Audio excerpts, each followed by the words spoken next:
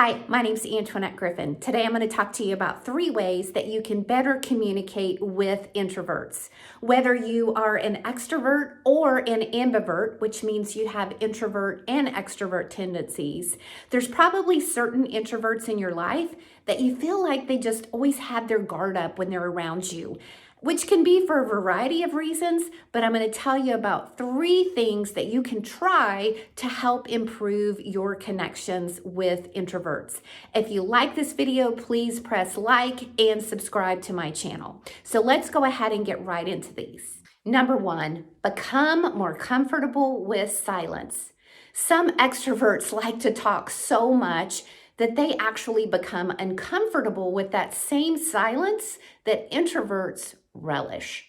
And so what happens if an extrovert feels uncomfortable with that silence, sometimes they just try to fill it by going on and talking, which can be so exhausting for the introvert. Or they start grilling the introvert with questions, and that can be equally exhausting for the introvert to feel like they're being grilled and have to answer these questions, especially when sometimes it feels like the only purpose is to fill those gaps of silence, which the introverts love. And as you practice that silence, make sure that you make that silence feel comfortable for you and the other person. We've all experienced that awkward silence where you both kind of run out of things to say and you're looking at each other and it kind of feels awkward.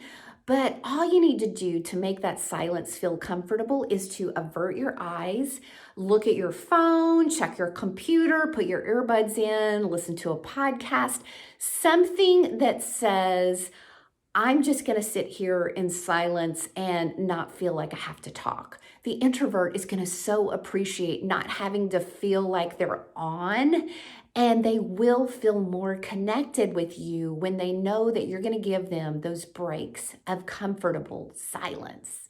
Number 2, give introverts space. Introverts reenergize when they're alone. So therefore, when you initiate a break or a space with them, they will so appreciate it because they may not feel comfortable suggesting it themselves. So they'll feel this sense of relief that you're the one that suggested the break.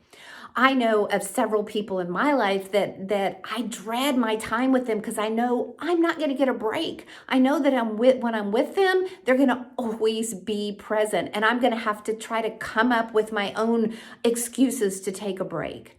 But be the one to initiate that.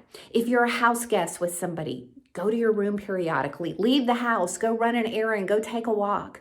If you're visiting someone, give them a break. Don't extend it for long periods of time. If you're working or visiting with an introvert, be sure and take those periodic breaks and always give them an out in case they need a break at a specific time.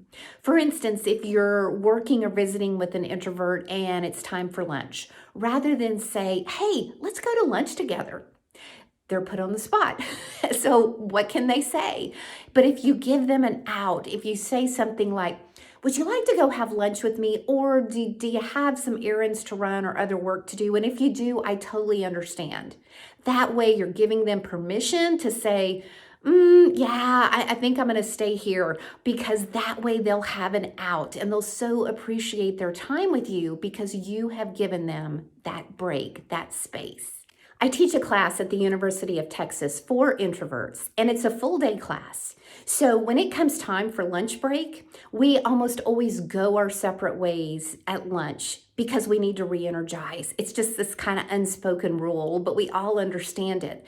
And myself included, I have to go off by myself, just re-energize from that alone time, and then I can come back to the class and totally re-engage and have my energy back. Give those introverts in your life a space and a break, and they will so appreciate it. Number 3, give introverts time to respond. Extroverts like to talk, to think, so they're verbalizing their thoughts out loud, but introverts like to think, to speak. So therefore, they're internally processing silently before they express themselves. So what happens is when you put an introvert on the spot, you're likely to just get a short answer or a non-committal answer, or you may even be just met with silence. So therefore, if at all possible, give them a heads up. Think about it. Text and email, those are an introvert's dream because they have time to respond to you.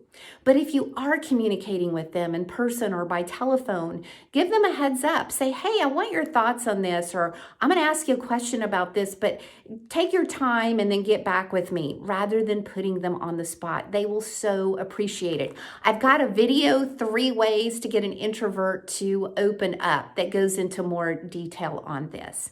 So make sure that you give them a heads up. If an introvert knows that you're never going to put them on the spot, they're definitely going to feel safer around you and feel more connected to you. So try these 3 things the next time you're communicating with introverts and see what's really resonating with them. What ways are you sensing that they're starting to open up to you more and you're feeling more connected to them? And introverts aren't all the same, just like none of us are all the same. So what's even better is share this video with them. Ask them, hey, if I do some of these things, will this help you to feel more connected? Will this help me to better understand the way that you communicate? They'll probably appreciate that you're taking the time to understand the way that they prefer to be communicated with. If you like this video, please press like, and I hope you will subscribe to my channel.